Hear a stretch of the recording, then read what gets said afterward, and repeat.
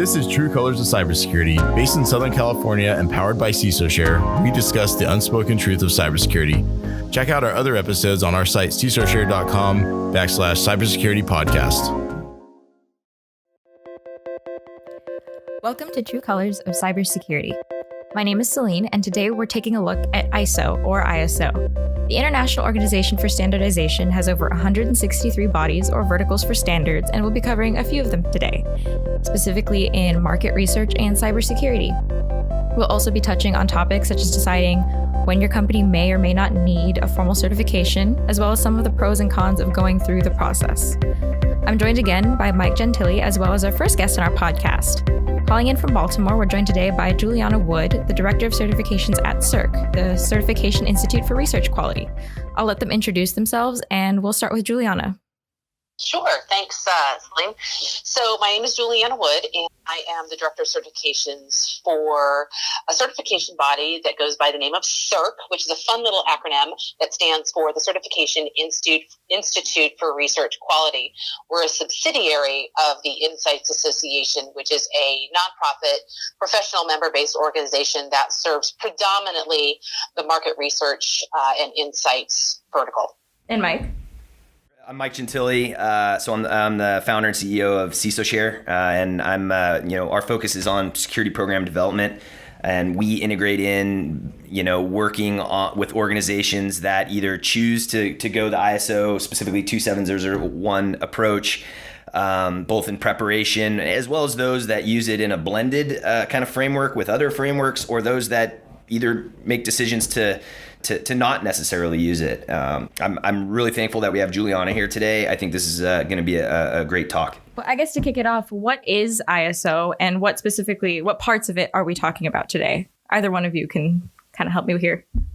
Sure. I'm happy to jump in here. Sure. This one has always kind of amused me because here in North America, we refer to ISO as the International Standards Organization, but they're actually based over in Europe. And so their name is actually IOS when you try to turn it into an acronym, which really doesn't make any sense. So it's the International Organization for Standards. So that was a bit of a head scratcher, but really it's commonly known as ISO, the International Standards Organization. And it's a global body, basically, that works with experts that come together in many segments of industry, from electrical, construction, medical, marketing, research, insights, things like that. They bring experts together, basically, that work together on technical committees. And what they do is they come together and they list out what they see as sort of the best practices and requirements to sort of be at the top of the game in that particular vertical. In many places around the world, ISO standards are a requirement. They have regulatory teeth behind them. In the United States, many of the ISO standards that we talk about, including the ones that we'll be talking about today, don't necessarily have regulation or legal teeth behind them. They are a good thing to have in place. They might be a differentiator, but they're not a law necessarily like they are, let's say, in parts of Europe or in Australia and things like that. Yeah, and I think, what I think is really interesting associated with really the definition and the origins of ISO is really two components. One, it really began out of Switzerland, right? And so primarily driven, if you look at the core background of it, it's got a heavy European focus with the standards.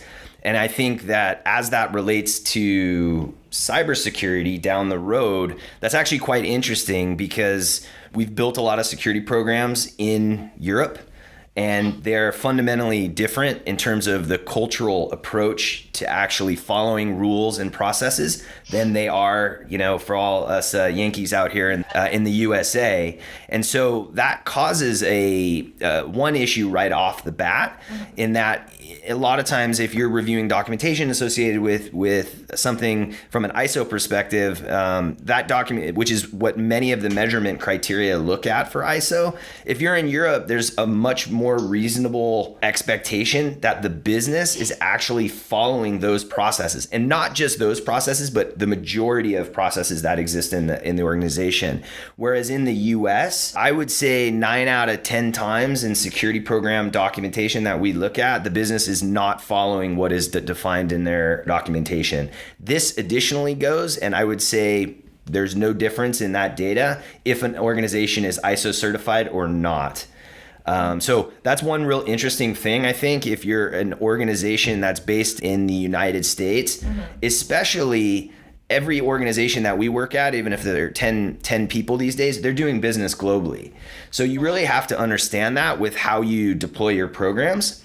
It also creates a strategy we can talk about later that we recommend sometimes to organizations going for ISO is to just certify their overseas businesses, which a lot of times they can say they're ISO certified from a high level perspective, but it allows them to actually focus on doing it one part of the world that also you're going to get more of the value with doing it. So that's really the first criterion that I think is interesting as it relates to cybersecurity from the origins of ISO. The second reason that I think it's really interesting is important with the origins is that the origins were always associated in the early days with things that could be measured.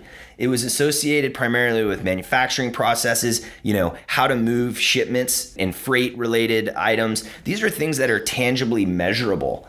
And the first round, actually really up until they started to integrate in technology, which was kind of late 1990s and into the 2000s. I mean, really, you could tangibly measure everything that's going on. You can not, in my estimation, tangibly measure your alignment or a factor with being ISO certified. There's not necessarily a way to do it. Also, it's not defined in that way. And I think that that's created really one of the core considerations with going ISO, because it's really derived from, especially if you're an organization in the United States, it's derived from a framework that is focused in cultural attributes of most businesses in Europe, which we like to be crazy here in the US. That's one consideration. And the second consideration is, with us being the Wild Wild West here, it's really designed with metrics that allow it to work best when those metrics are actually measurable. And it's very difficult to measure risk. It's insurance, right? And the factors and criterion that go into an organization being able to really apply measurement, I don't think exist today. And so in a lot of ways, those two factors really create opportunity for organizations to use ISO in the wrong ways. And I think that's a big consideration that should be considered, because I do think that it's a very powerful tool, framework, and association standards body, but it's something that should really be considered based on those origins of where it comes from. The final thing that I'll mention is that associated with being able to apply regulatory teeth, the reason that's not really happening in security yet, though there's talks about it specific with ISO, is because I can measure, from a regulatory perspective, the freighter size, that's a suite of ISO principles on the earlier, or some of the quality elements, that actually is getting a little harder. How many metrics, or whether you're using a certain unit of measurement, I can tangibly measure those. So I can put teeth from a regulatory perspective on that. But good luck proving how, and applying a fine because I'm, ISO certified and or not ISO certified. I just think that it's in implementation is gonna become problematic. Juliana, in your experience, has that, you've worked with organizations that have worked towards certification and compliance, is this something that you've also noticed, or how does it look from kind of your perspective? Well, I mean, I can speak to, and admittedly, a small segment of the market that, seeks out ISO 27001 certification. So I'm going to set that, make sure that we're all on the same page. I can't speak for everybody who sought out that certification in previous years. But what I can say is, as a trend, I agree with Mike that at this point, there isn't a measurable where, you can come out and you can line up A with A and B with B and say, this is a measurable outcome to this particular, getting this certification. What I can say is that, the clients that are either in the pipeline to become certified or have become certified, their motivation is really, it's externally driven. They are their, arrangements with their external clients are now coming down to, is this certification in place? These are companies that handle, personally identifiable information on a global scale. This is, again, market research data, and their vendors, their clients want to see that they have put in, controls and measures that, obviously help to protect the data that they're handling. And so what they're seeing is maybe not a direct measurement yet on the front end. Like, you go in and like Mike was saying, I can tell you the measurement of this container, that it meets these requirements. What they are actually seeing is almost a secondary benefit, and that is it's giving them the opportunity to get more clients in their pipelines, to get more contracts signed that they wouldn't have gotten otherwise because they did not have this certification in place. So it's opening the door to more business, whether or not they actually secure the contracts. A couple of them have said, because I did a poll before, I came to talk to you guys today, but I did a kind of a informal poll about, where are you seeing where this particular standard is helping your business, where the quantifiable piece where it's helping your business? And none of them could say right now, yes, we are, making this much money, or this saved us, or this value is this much, that put an actual dollar amount to it. But what they are seeing sort of on the flip side is it's allowing them to play on a landscape play on a field that opens the door to increased client opportunities. They're able to put in contracts for things that they couldn't have before because having that certification was a requirement by that third party to go and kind of play on that field. So that right now is what I'm seeing, at least for 27001, again, for the market research space, is our certification clients' external pressures from their clients and their vendors, that they want to have that in place to make sure that, that they are doing the absolute best to prevent any data breaches, to minimize anything that happens, to constantly identify risk, that kind of thing. So it's not like I said, I agree with Mike that right now the data doesn't exist in the way that I think that we're talking about, but it does exist in, the benefits that come from doing the certification and the processes that it puts in place for an organization to be better prepared for, a future data breach. Because, we did a survey. I've found some other surveys that were recently done in the last month that there's a sense out there that, a large percent, like over 50% of the companies that were polled are all saying, yeah, they haven't had a data breach yet, but they're like convinced that one is going to happen in the near future. They're absolutely convinced. So they're kind of getting in front of that and being as prepared as possible. And certification is one of the ways to do that.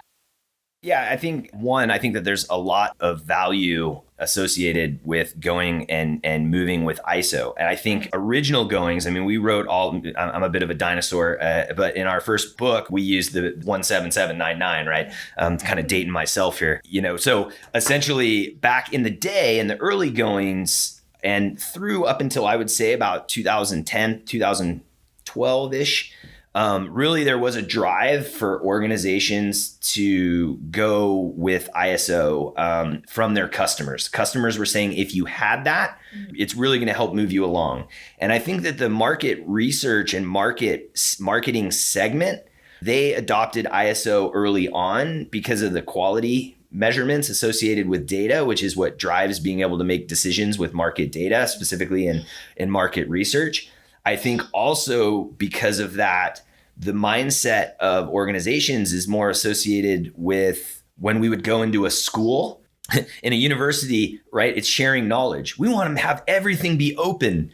And so that always goes counter then to kind of securing data. And I think market research is a lot of people that kind of take that philosophy. And the more attributes that you have to data, the more information that you have and can get, the more valuable that data is.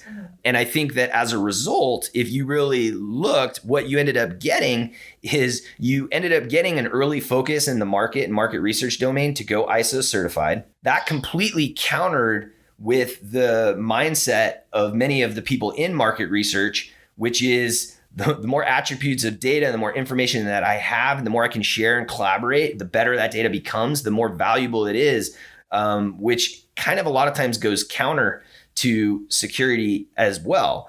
So that's why, for the most part, many marketing organizations, I mean, I can go down the list of 1,000 of them, right? They're all experiencing this, as well as everybody else that ties into that data. They have that preset. Many of those organizations, and I don't know whether Facebook does or doesn't, has ISO certifications because of those other factors that they don't, that other factors that drive them forward.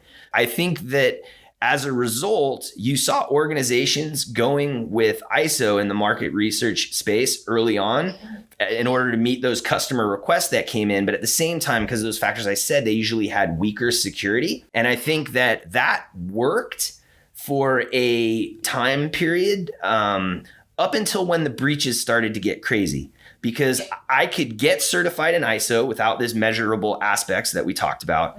And I could actually meet what the customer is saying. And up until really the Target breach, there was a big market research breach a couple years earlier at a company called Epsilon. They were the first ones to get tore up from the floor up with security, but it didn't get the attention that really the Target breach did. But up until, which was also associated with vendor access, until that point, I could be ISO certified. I could still have that share all our information every which way, and I could meet customer requirements, but I wasn't punished if I did that and I had a breach, because a lot of breaches weren't really detected or understood, or they felt the ramifications of that. Also, on that survey data specific to that, there's tons of metrics out in the security community right now that over 97% of organizations have had a breach. So I would say that I don't think that those people are lying in the survey results that Juliana presented of only 50% knowing that, but most of them don't have safeguards in place to actually know whether whether there was a breach. That was also another thing that organizations did for a really, really long time to say, hey, we haven't had a breach. Oh, really? That's interesting, because you know that 97% of organizations or whatever the percentage is, high 90s sampled statistically have. So you guys have just slipped by. Oh, okay. Yeah, great. Well, who's actually following your incident management process? Oh, yeah, we have it documented right here. Oh, okay, cool. Can you show me some of the survey or some of the sample data of how that was performed? Or, can you show me what monitoring you actually have in place to detect a breach? Oh, yeah, we don't have one. In fact, that was a ploy early through the 2000s. All of our data was stolen in the US by a hostile country. I mean, literally, I was in those billion-dollar companies, and the strategy of those executive teams was we don't have logging and monitoring, or the bad guys came in and deleted all of our stuff. We don't know that we had a breach, and they didn't disclose.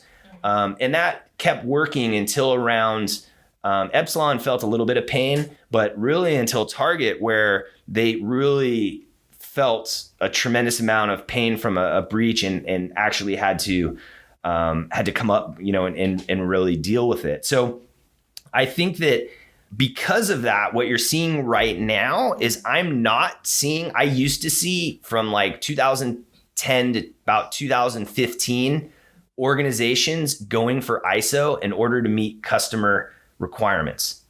That was like, hey, get ISO and you're good. And that's why companies did it, just as Juliana said. And it's not a bad approach, by the way. It's better than not doing anything. And it does give a methodical way to actually improve.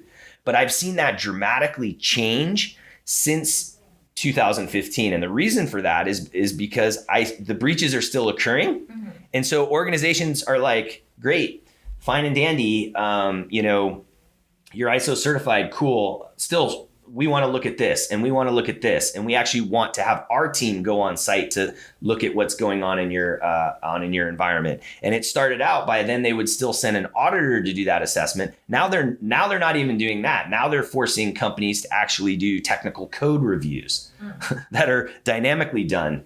Because sending an auditor to go through that same list of questions also isn't going to show. And the reason for that is because they're knowing that there's not a correlation. So then what happened is in about 2016, 2017-ish, and up until right around now the big wave is to go with SOC testing. And SOC testing is in the US more associated with AICPA and accounting principles. And so organizations started doing that because it is more of a rigid framework to actually go and get, really a certification or valid. So we see a lot of times, and I used to own a GRC company. All we did was help organizations assess downstream providers. So the data that I'm using is based off assessing thousands upon thousands of organizations and seeing what the responding organization would say based on what the requesting organization of your security actually did. And it used to be all day long. Yeah, if you have ISO, you're good. You get a clean pass. That and then it kind of moved to SOC and you got a clean pass. Now what we're seeing is I'm not seeing as much ISO. What I am seeing is SOC, the requests for SOC to bring in that you have a SOC certification, which we won't go, that's a podcast for another day, but there's a whole bunch of ways to cheat that system. But basically now what we're seeing is they're still asking for the SOC, but they actually literally want to read the report. And then they want to do testing, their own testing associated with that. And in the last, I would say 6 to 12 months, I'm seeing SOCs starting to be accepted by the more these are the more powerful companies. If you're doing a business to business relationship, they're like, great, you have a SOC too. Awesome. Let me look at your report. You have all these items that you didn't scope in, whereas it used to just be great. You have SOC 2, you're good, and then now they're pushing back on that. In almost all the relationships and assessment mechanisms that we're seeing, they are now asking for not only external pen tests, but internal code, either static or dynamic analysis, which try cheating that. And also tell me where in ISO it talks about any of those things. I can be fully compliant and not have any of those measurement attributes of what most organizations are looking for today in place. Juliana, do you have any thoughts or? Well, I mean, Mike's not wrong about sort of that we are seeing an uptick in at least in our segment, talking about the market research segment, talking about, the comparison or the road to travel, is SOC 2, SOC better, worse, comparable to ISO 27001. And at least in our segment, I mean, there's a couple things that are happening. Companies are researching it and they're deciding it's not for them. For whatever reason, one of our clients very vocally was like, why would a market research company go for an attestation and not a certification against a set of guidelines that are for CPAs? So that's kind of the first thing, which I thought was very, very funny, because it has obviously much more application than that. That's also not functionally correct, because they have a whole suite of of trust principles that are actually probably more well designed categorically, in my opinion, than ISO. And again, I like ISO too. I want to reiterate that. But anyways, that statement is wrong. Right. Yeah. right. It was funny that the way that it was phrased. Yeah. And then the other thing was that the companies that I polled, again, very small, poll, but just what I can speak to, factually is, the ones that did look at things like high trust and SOC and ISO, and they made those comparisons and took the path that was best for their needs and what they saw their clients would need, was that they could map, with an ISO certification, they could map to SOC, they could map to high trust to suit their needs as appropriate. And a couple of them have done that, and it's worked out really, really well. So they like having the certification, which is that badge of honor that they've gone through it, and then that gets them where they need to be when it comes to the other two, that are out there, the SOC and the high trust. So, I mean, all of these things are being talked about, obviously, in many of the same conversations. And a lot of companies, they're trying to find, what Mike just said, they're trying to find the best way possible that works for their needs. Mm-hmm. And, at the end of the day, we can't come out and say, absolutely black and white, that this is the best way to go. Like, that is a very subjective, it's a very subjective approach for any company. They'll have different needs, for the present and into the future. When it comes to the big data breaches, because Mike's not wrong. I mean, I was reading back on some of the literature and how things were kind of like, oh yeah, we don't know if we had a data breach. They had one. All of our stuff is gone. We don't know what they have, but we didn't have. I mean, it was just very, it was very. I don't want to say it was pushed under the rug, but it was just kind of like, just look over here now. Don't look over there. And I think that, especially here in the States, we've gotten as data subjects, which each one of us is a data subject at the end of the day. Whether or not we ever participate in any research, we all have quantifiable data that some other entity would love to have a piece of, whether it's medical, whether it's personal, whether it's, demographic, it doesn't matter. And I think here in the United States, we've gotten very complacent, like, oh yeah, these organizations, we can trust them. They're not going to harm us. And over in places like Europe, it's much more data subject centric, where they're looking out for the individual and not the big entity. And here it's really been, the big entity, we can trust the big entity. And then you have the thing that happened with Target. And, the thing that is interesting about Target, it didn't just hit a specific, like, it's just going to touch this part of, the sort of the business landscape in the United States. This hit everybody. I mean, this hit everybody. It didn't matter if you, if you were a CEO, it didn't matter if you were a stay-at-home mom, it didn't matter if you were a college student or a retiree. It hit everybody. And I think that's the reason why it was such a big deal. Target is a brand that everybody knows. Like, you go to Target, it's like, for some people, that's like a day out. Like, I'm going to Target, so that it had, to me, that particular one was a bellwether as far as data breaches goes, because that brand was so entwined with sort of, just everyday American life. Everybody's got a Target in their hometown. So that means that data breach touched so many people. And they took a really hard hit. After all of that happened, they weren't ISO 27001 certified. All of the big ones that have come since were not ISO 27001. I'm not remotely saying that they didn't follow the guidelines within the standards or CIRQ or any of the NIST, any of the regulations that are out there. I'm not remotely saying that they didn't have a security, they didn't have security data protection procedures in place. They just didn't follow anything that they could tie back to and say, despite us having this certification or this report or this attestation that we do these things, we still had a data breach. The biggies didn't have it.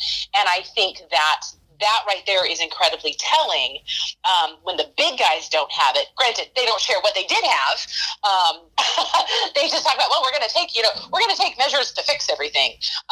They don't tell you what they do have, but the really big ones didn't have those that you could actually go back, that folks like Mike and I can go back and go, this is the one that is the good thing to have as a mitigating factor, if not a full blown protection, prevention methodology in place. So, I mean, I think that's something to look at. Why Target? Why that data breach was so fascinating, and what it did and how it changed sort of the road.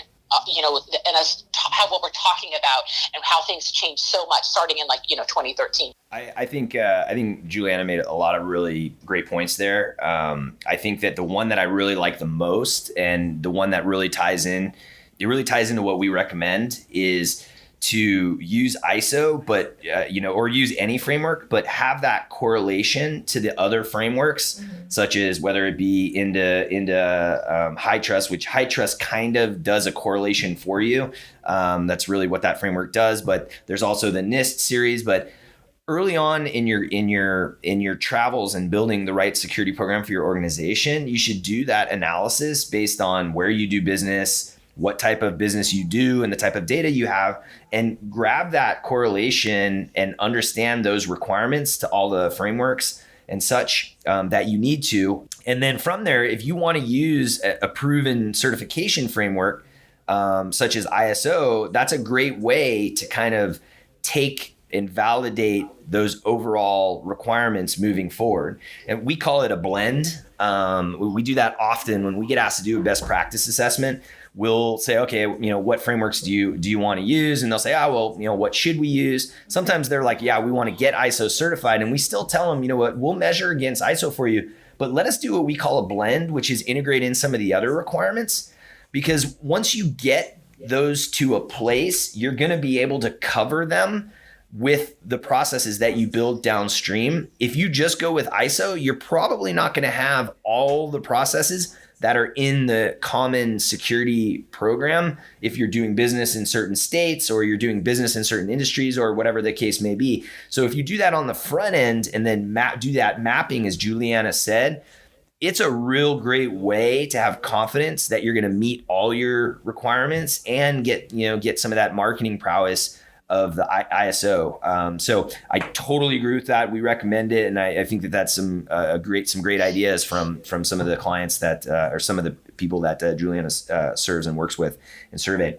I think the other reason that specific to Target, the reason that I think Target, and I've said this before, was so monumental is because it was the first time that a CEO really got fired for just doing it wrong with information security, in my opinion. He straight up tried the standard approach that other CEOs were doing. I don't know what's going on. We're going to launch training and awareness and all that. And basically, really, I think it was the cybersecurity community and literally just the common Americans, and really that we're finally like, you know what, it's enough, and it was after like the third time that he gave that the uprising happened, and literally then he got fired. And then from that point, when CEOs are not playing it right with cybersecurity, they are getting fired.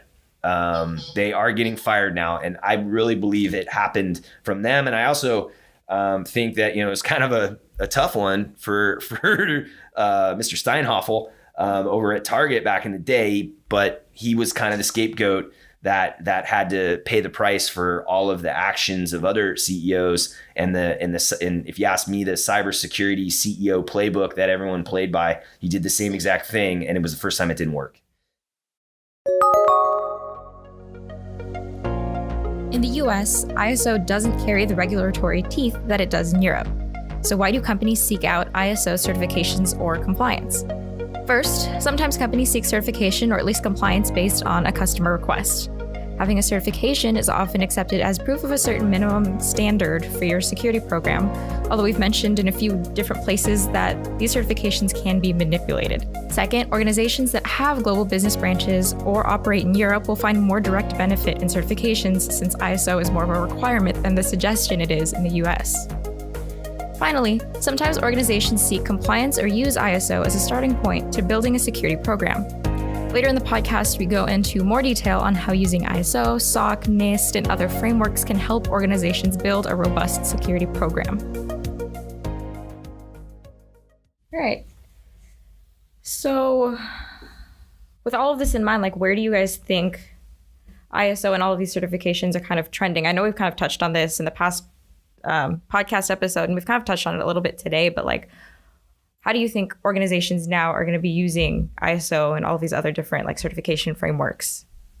I can take this one first, but I think that I'm really interested to see what Juliana says, because I think often and you can correct me if I'm wrong, Juliana, but a lot of times Juliana sees them as an organization's kind of made the decision to go ISO. They probably have the management support and the energy that you get at that phase in the process. And I think that at that point, really, ISO moving forward is something that's going to continue, because that energy and that structure and that framework and things that we can talk about in an organization, when an organization is at that point, I think that really ISO certification will continue, and they'll improve the standards over time, and it becomes a great way for an organization to move forward.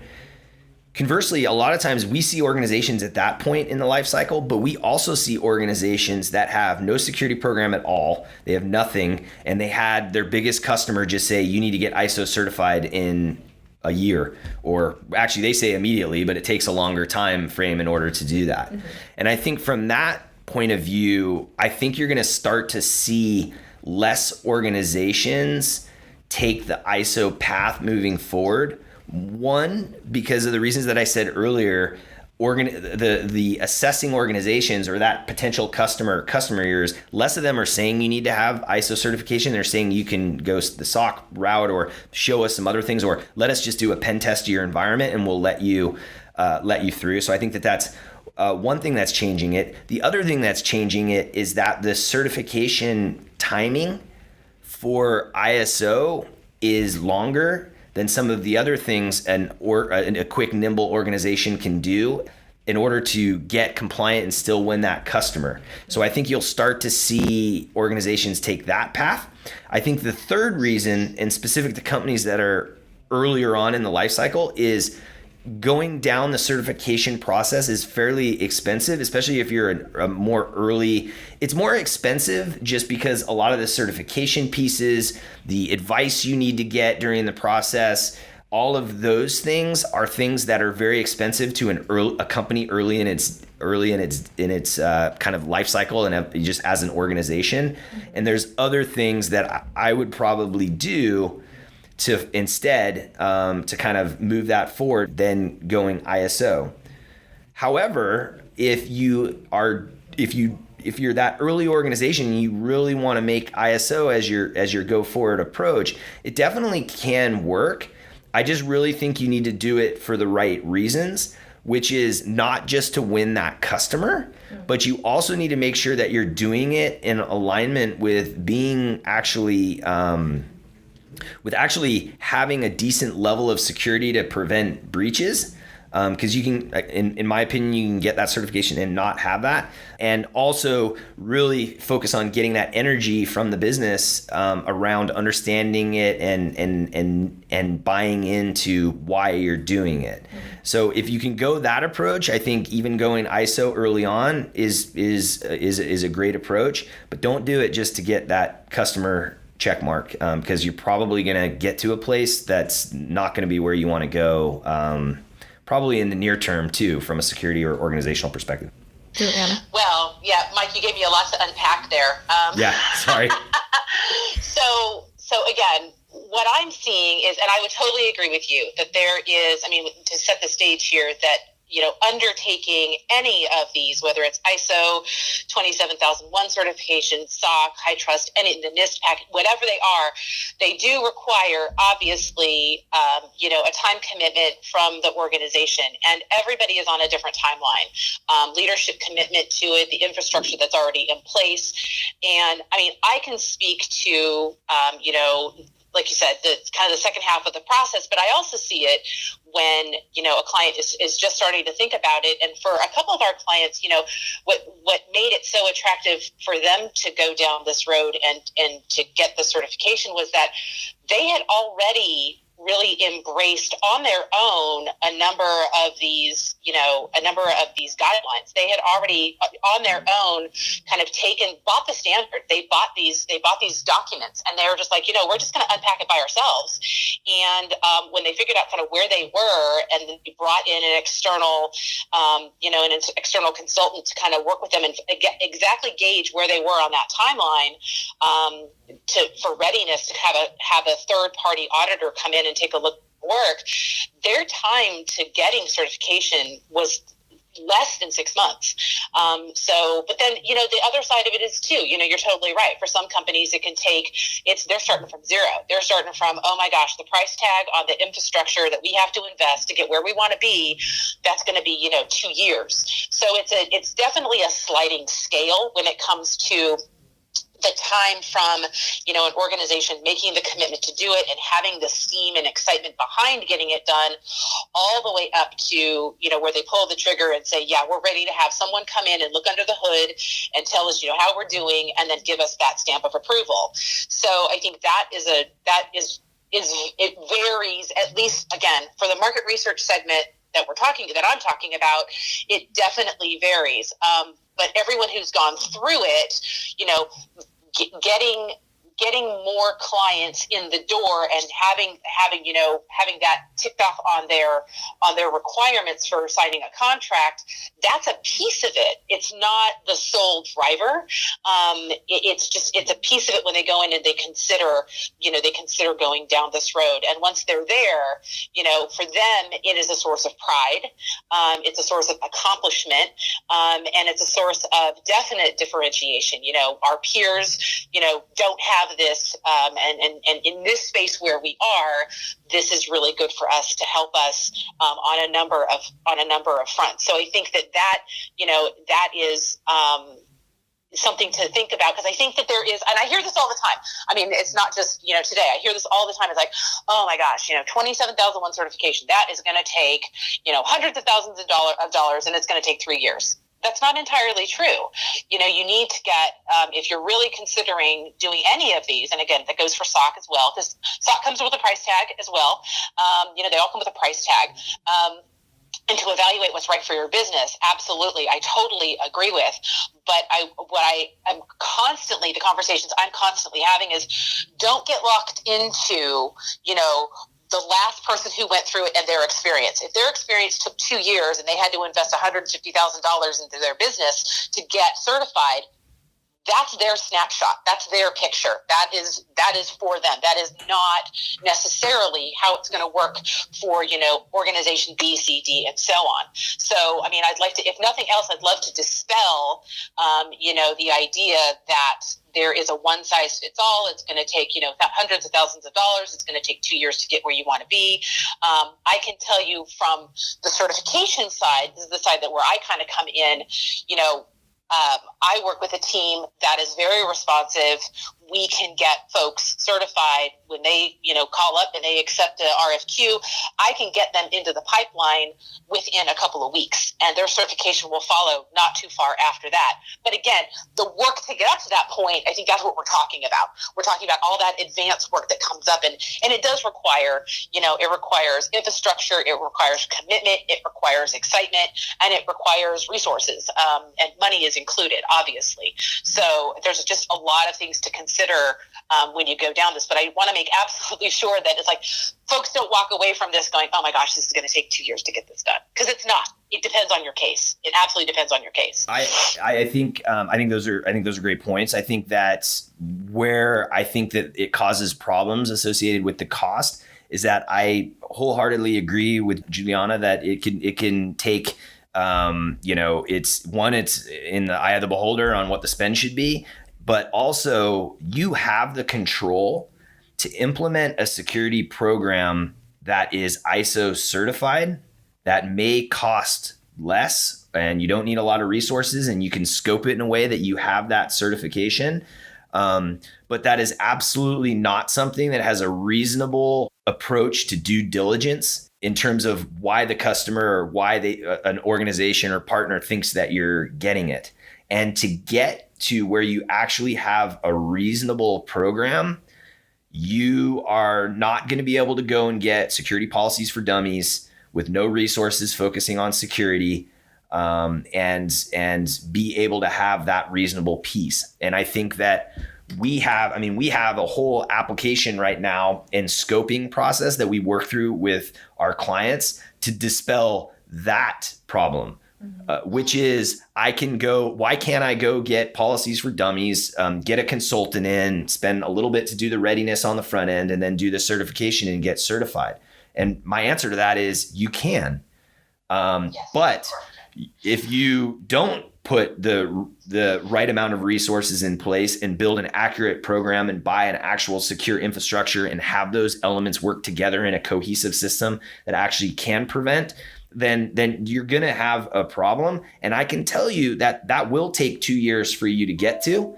It will be something that is going to cost a lot of money, and it's going to take focus and opportunity cost of your other resources to get there. And that is what I think is the biggest risk in ISO, is that people think that if they have the certification, they automatically are getting those other things, and they're conversely not. And where that becomes a real problem is during the budgeting process, when a CEO or an executive team goes and sets a budget for security of $50K, and they're managing millions of records. And we see it all the time. And then that shifted now to where boards are starting to get this, and they're saying, we'll spend $3 million. And, we'll spend whatever it takes. And then it goes down, and an organization still goes and just gets the ISO certification, but doesn't build a healthy program. And then they also get burned that way. I'm talking with more and more boards lately where they're spending the money. They're like, what do we need to spend? We're making money right now. We don't want to be the next Marriott or anyone else out there. We'll spend the money. They're spending all this money, and our cybersecurity discipline is broken right now. We are not supporting our organizations and giving them the guidance to actually utilize that capital so that they're getting what they truly want. And you can very much get there through ISO certification, the ISO process and the framework and all of those things. And I think the additional advantage in market research is that they're used to going through other ISO certifications, right? So they're used to the quality side, and they're used to what it takes there. The only other real people that are really familiar with that is on the manufacturing side, right? Which are only starting to feel the cybersecurity pain now.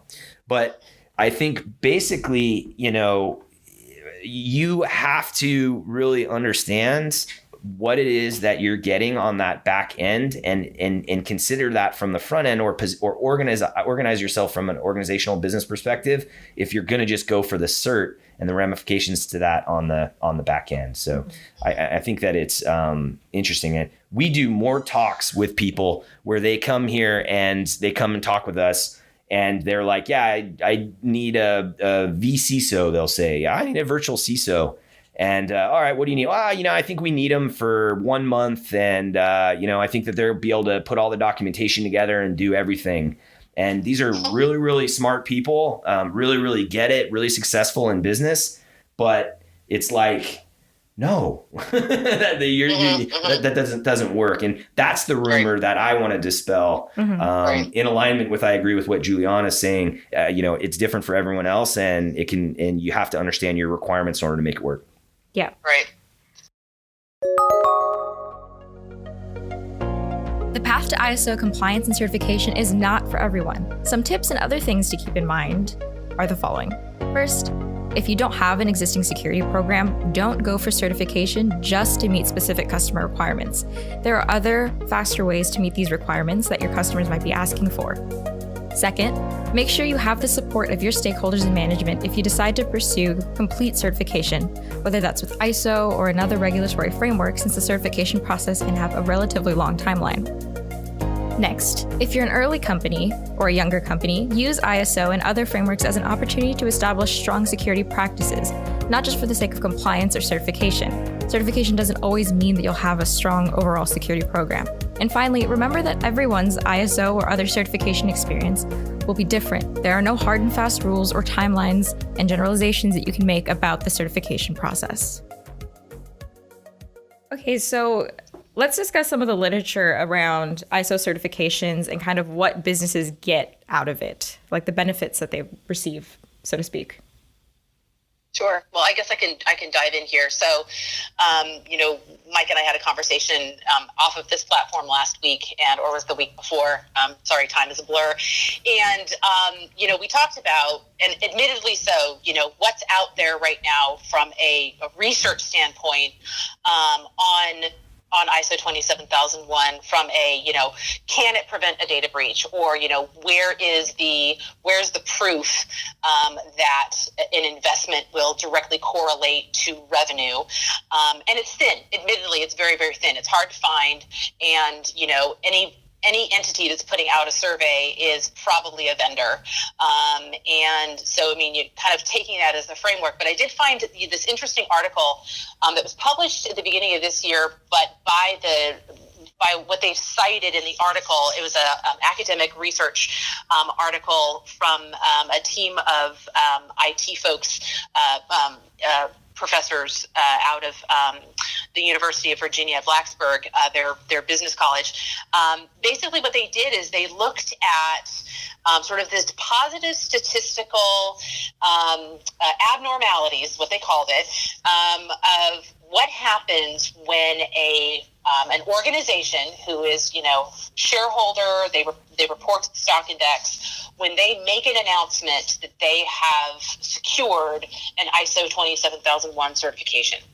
And their research body was, they pulled 111 companies that reported to some stock index. So they had sort of a traceable for-profit, basis on this. And basically what they found, the article is pretty dense, but they have some really cool hypotheses. And one of them is, and it was marked, they had the data to back it up, is that, within 48 hours of a company announcing that it had a 27001 certification in hand, they were successfully, awarded a certification, that there was a positive stock reaction. On average, it was 6 to 7% in the 48 to 72 hours after this announcement.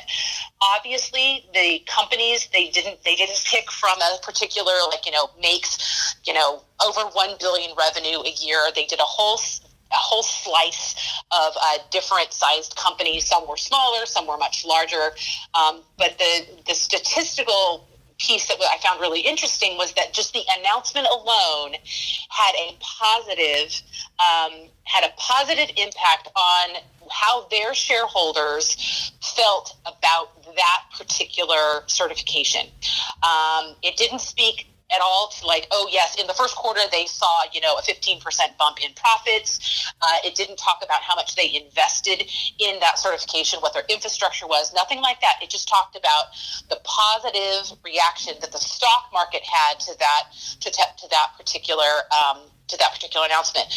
And the researchers themselves admit that, again, what's out there about 27001, we're literally in the infant stages about the research that could be done on, in how many cases does it prevent, a data breach? In what percentage of cases does it minimize? And what does the word minimize or mitigate mean? What are we looking at? So from a research standpoint, everybody that they interviewed and all of the articles that they used to support their research said that what was out there right now was limited. But again, if Target just happened in 2013, and that was really the one that brought, sort of a collective awareness to what a data breach was, that, me as a consumer, I have now been exposed to some bad actors that might use my personal data for some, nefarious reason.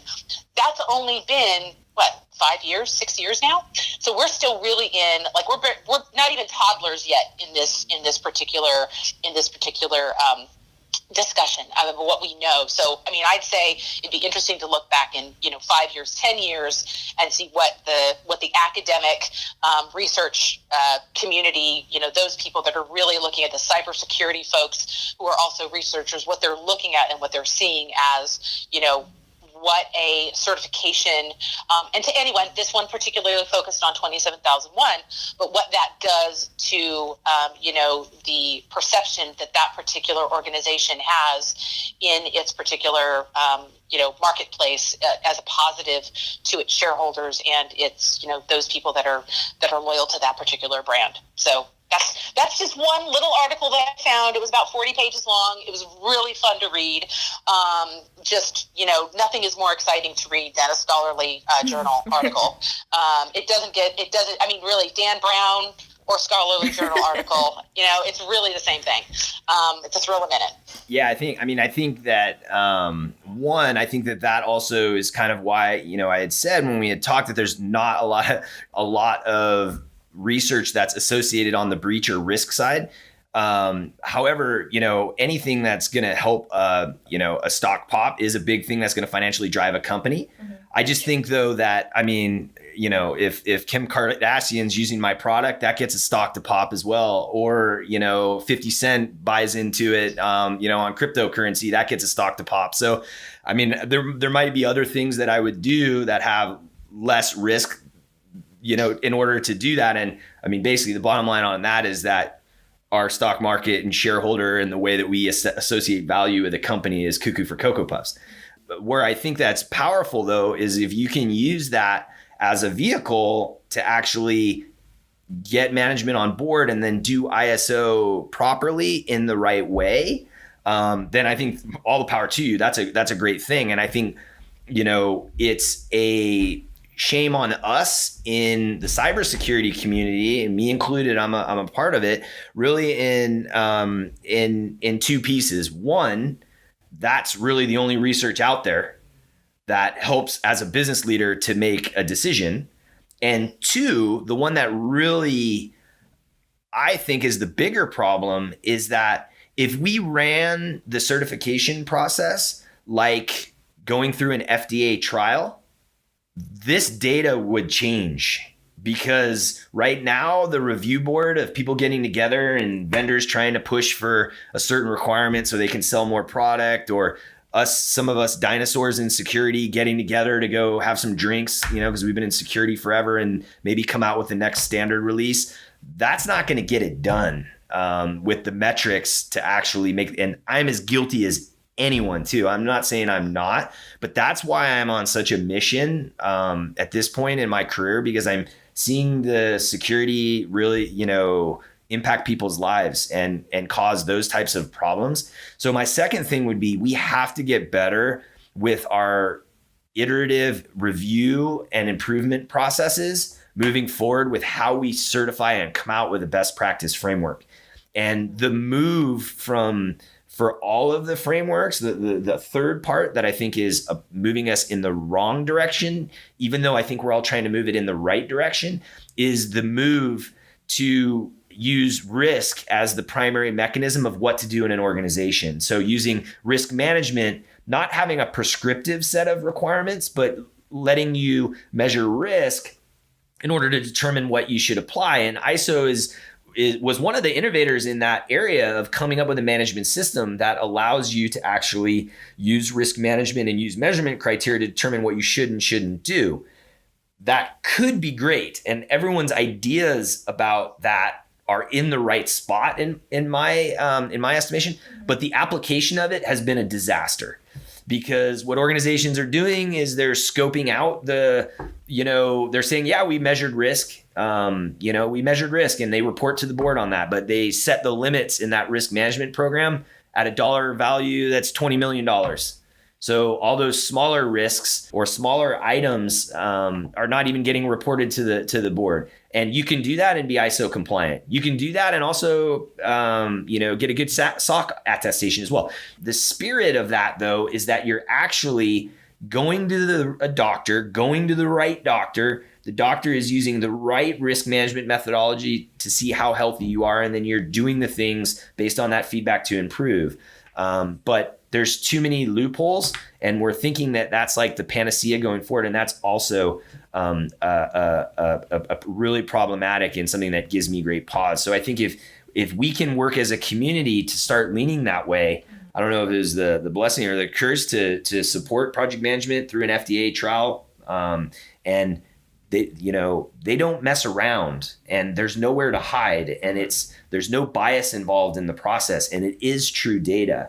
And if we applied even 50% of that type of mentality to coming up with a framework that's actually valid in security, we would have dramatic results, and in my opinion, start moving to the right direction. And it's all of our jobs, or those that maybe buy into that idea, to actually start making this happen, because we can keep growing, and doing all kinds of work out there and helping organizations be ready for ISO, whatever the flavor of the day is, GDPR, whatever they want to do. But are we really changing the world for the better in how we're applying those things? And I like to spend my time in that area.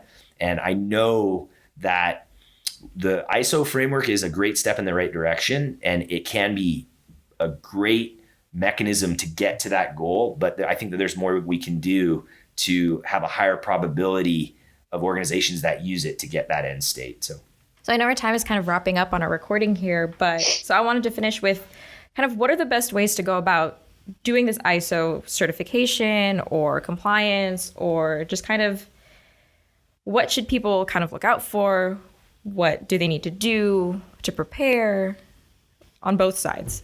Do you want to take this one first, Juliana, or would you like me to, or what? Well, I think what I'm probably going to, if I went first, I probably would, you touched on it earlier and very well, and that is, it's not just, and I 100% agree, it's not just you wake up one day and say, I want to be ISO certified. Mm-hmm. It doesn't work like that. It will never work like that. That right there is a destined to failed mentality. Going out and making the determination what is right for your business, what framework works right for your business, and looking at it not just from a risk assessment, but also from a compliance and a business perspective, I think is 100% the way to go. If you end up looking at, ISO certification as the best path forward for your business, then absolutely, it is a commitment, and it's one that, at least for the market, what I'm seeing for the market research, folks that we deal with, it is a very valuable commodity to have. It works for them. It's a brand differentiator. They like having it. They see it as an investment.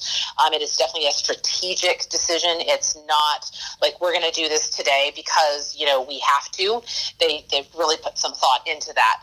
So that's where I think I would 100% agree with you. And that's really, I think, the mentality that I think that that the companies who are thinking about this really need to go. They really need to look at this holistically. It's not just, I'm going to wake up tomorrow and do this thing. Yeah, I think some of the primary recommendations that I have is, one, balance compliance requirements with actual efficiency requirements, and actual just what it's going to take to actually operate that. So, for example, it can take 3 people to raise the drawbridge, and you're compliant, or it can take 10 people to raise the drawbridge and be compliant. And a lot of times people just focus on the compliance aspects during the process, and they, as a result, get really, really inefficient, expensive processes in place that are compliant, but that are really, just hurt the business moving forward. And so I think if you add a little bit of some of the efficiency elements during the process, that really helps. And the way that you do that is by using people on the front end, especially during readiness, that have built it or ran programs or understand how to get things done. I think the next thing is, when you're going for funding, don't actually just go for the compliance or just the certification elements of what the money is that you'll need. Make sure that you look at capital costs for infrastructure and all of those things, as well as, the ongoing resources to manage that, and ask for those up front, so that you can make sure you can get them. And that's the primary way that you'll get from not just getting certified, but getting certified and really having a valid security program moving on. I think that using a customer, especially if they're a powerful one, is a help to start the conversation for ISO certification, but don't use that as the primary mechanism of why you're going to do it. And also, again, if it is a customer, if that's kind of how you have to sell it. I mean, some of us have really big customers, that are going to have force with us as a company. Then do make sure that, especially during the sales process, when there's often not budgets, right? It'll just be add to the cost of sales. Make sure you include, again, those capital and ongoing costs there, so that you can get all the money to do it. I really agree with what Juliana had mentioned earlier, of make sure that you do a framework analysis of all of the different frameworks you need to comply with early on, and look at those and get those requirements. Even if you're going to just focus on ISO, get that work done early. And also, it is also technically a ISO requirement, but you can jimmy around it. But really validly do it, because it really helps. And then make sure that you have review processes on an annual basis to then look at that and change your program accordingly. And the reason for that is that, especially if I'm a growing company, maybe I buy a different company, I add other companies, I change industries, I'm changing demographics of where I do business. So you have to then go look in how that impacts your requirements. And that process is often overlooked, and it's very powerful, and it makes sure that you're building the right house based off of the right foundational foundational requirements. And we also too here at CIRQ have an application that kind of helps organizations walk through that process. If you're interested, you're more than happy to. It doesn't cost anything, but kind of just gives an idea of what that requirement framework would look like based on what requirements and where you do business. I think that's the only plug I've done on this thing. But anyways, that is officially something that we're really proud of here, and it's in line of what we're trying to do as a company to solve this business problem. Mm-hmm. And then the final thing, and most important, and this is whether you're going for SOC or you're going for ISO or you're going for high trust or whatever, use scope as a tool, not as a way to cheat. You can 100%.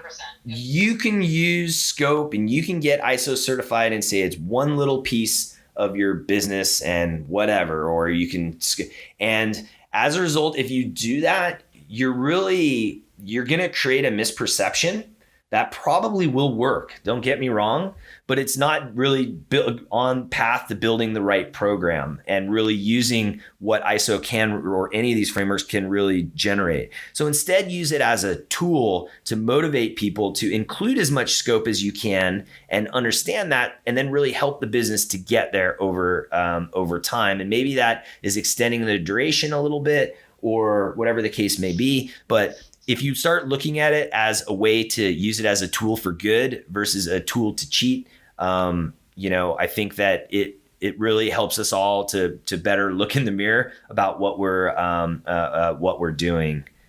So those are the primary things that I think are really important associated with ISO. All right.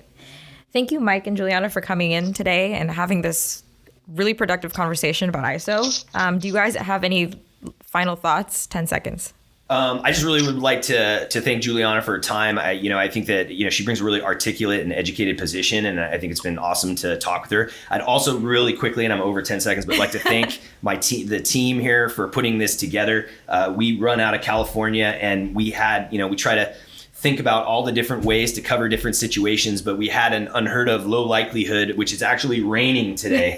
So wow. It's really coming down. For a muck here in California. My pool was overflowing. It's this wet stuff everywhere. So anyways, I want to just thank my team for supporting on that in the heavily violent raining conditions here of California today. Well, and thank you guys for inviting me. It's been a fun conversation, and I've really enjoyed the journey that I've been on just in the last 2 weeks. I feel like I've educated myself even more on this whole topic, and that it's not one size fits all. And I'm sure that there are some people out there who would say, well, you're the director of a certification body, and I still believe that. I believe that I want the right people in the right place doing the right thing for their business in the right way, and not going down a road that is not going to suit them in the long run. So thank you guys, and I'm sorry it's raining there. It snowed here. I'm in Baltimore. It snowed here. We had 2 snow days in a row, and after 22 years of living here, I'm from California. I still hate snow. So I still hate it. I don't love it. It's a mess. It's cold. It makes me cranky. Yeah. So love your rain is what I'm saying. Love your rain, because it could be snow. It could be snow. It's a good way to look at it. All right. Thank you both. Until next time. Yep. Thanks. Thanks, everyone, for joining us for another episode of True Colors of Cybersecurity. We want to know if any of you guys are seeking certification for ISO or any other frameworks out there. And if you are, or you've already done it, let us know how your overall experience was, or where you are in the pipeline and how it's going for your company. Feel free to reach out to us on Twitter, Facebook, or LinkedIn at CISO Share. We hope you enjoyed this episode, and we can't wait for the next one.